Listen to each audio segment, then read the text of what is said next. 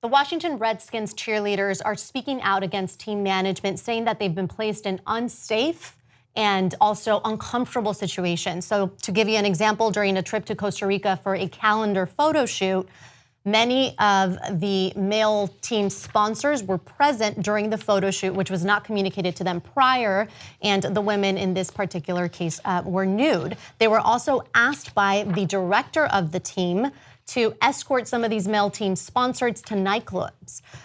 In response to this is what one cheerleader had to say.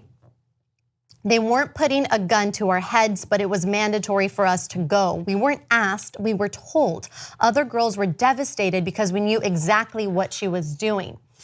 Here she is referring to being asked to be escorts for nightclubs for some of the male sponsors. She also says that some of the women were crying. They were so devastated that this was happening to them. And one of the reasons for this devastation is that they explained that nowhere in their contracts did they state that they would be required to act as escorts or to pose nude in front of other sponsors. It simply wasn't there, so their expectations were misaligned. And it's really unfortunate to hear, because this is not something that happens just in sports. It happens in many different industries, and we are getting more and more of these stories coming out as well. Yeah, this is interesting because this profession of being a cheerleader, it is sexualized already, and so you have the calendar shoot associated with so many teams, and you have these beautiful women who are faces of the team, and so there's that, which already clouds the water. But let's be clear, that doesn't mean that everybody who's involved in some sexy modeling for these teams should be subjected to these other kinds of exercises, which are clearly associated with stuff that's way past the line. And now you get to the other thing, that, as Lissette was saying, you find in other walks of life, and that's associated with sexual harassment and with wanting to keep your job, proud to represent the team, let's say, yet knowing that if you don't go do this, that your position on the team is going to be affected. And so you realize that the pressures, professional pressures associated with this sexualized job quickly get into dangerous territory. Yeah, and speaking of the Washington Redskins more specifically, they did some really grotesque things. Yes. For example, they put up on their website an interactive hot or not, where they had photographs of the cheerleaders and had people simply rate them. You can see them here. They're no longer on the site. I think they got enough backlash to remove them, but this is just really unfortunate that this is the way that they treat the life and spirit of their team that's supposed to cheer on their players.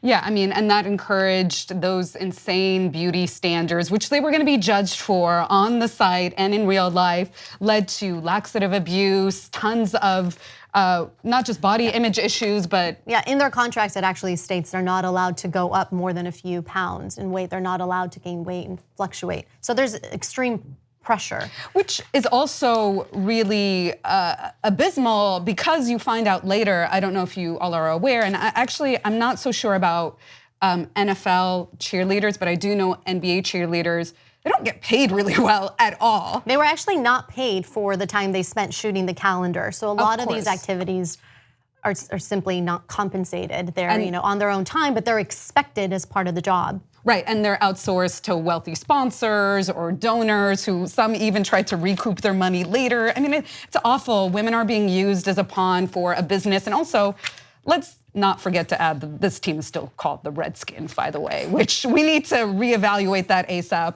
But these women's passports were confiscated. I mean, this is what people do with people from quote unquote third world, global south countries. They confiscate their passports in places like the Persian Gulf. And we see that as a violation of human rights, of rights to move, to travel, to have to have access to your own private property, which your passport is. So, I mean, all kinds of crazy violations. And I wonder, after reading through the details of the story, and the story takes place in 2013, of course, it's still probably the company culture still supports and embraces this kind of lifestyle. I wonder, is there a place for these type of cheerleaders in this era? Right, that's a decent question, and because it's the NFL and that's such a powerful brand, there are a lot of women and men. I think there are a couple of men who also exist in these squads, but generally it's women who want to be on the sidelines. They want to cheer on the NFL team because, as I say, it's such a high-profile thing. But in general, if you read, as Lissette said, they're paid. I think even when the demands for some payment were finally exceeded to those demands, it was $50 a week or something they were being paid. And then in the case of the New Orleans Saints cheerleaders, they had to buy their uniforms. I think that's actually not that uncommon. So they're actually making money from these people that they pay nothing to.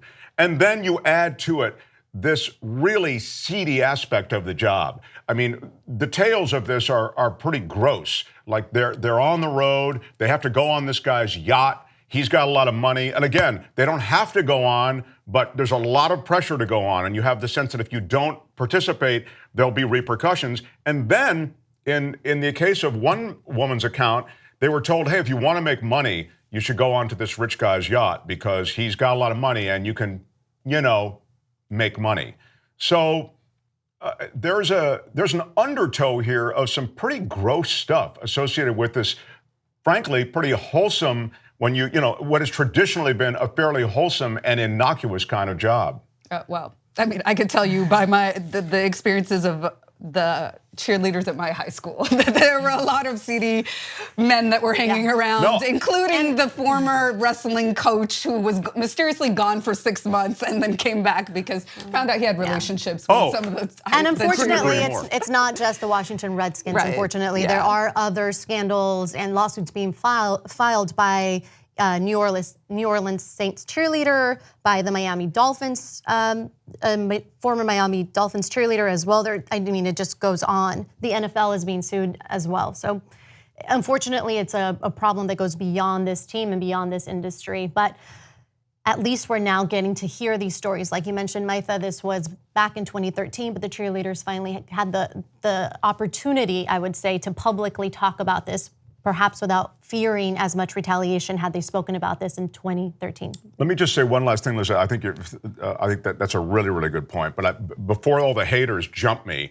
when I talk about the wholesomeness of cheerleading, I'm talking about that package that we have had since the 50s, which is it's a football game and there are a bunch of guys competing and there are a bunch of cheerleaders on the sidelines. This is wholesome the way beer ads are wholesome. So don't get me wrong. Beer ads sexualize women as well. And so we've sexualized this part of the NFL. And I say NFL, also at the collegiate level, they're cheerleaders in college. That's where there's a lot of cheerleading going on, and high school as well. But just the point I want to make is that it's a much more complicated picture than just the wholesomeness of the sideline, let's go team, touchdown, touchdown. Well, and I mean, the NFL has a lot to answer for, right? It's the treatment, it's the culture around the treatment of the cheerleaders. It is the names of these teams. It's the way that they've treated Colin Kaepernick. And as we said in an earlier story, the brain injuries. I think there needs to be some sort of a reassessment, I guess I should say, of what this pastime, this American pastime, is giving us, or the fact that we need to figure out how to hold them accountable as a nonprofit, right? As a They pay no taxes. They absolutely pay no taxes. So we're sitting with our hard-earned money to buy seats, to go to these games, or to watch Super Bowl or whatnot, and advertisers are paying millions upon millions of dollars to support this company that is a nonprofit.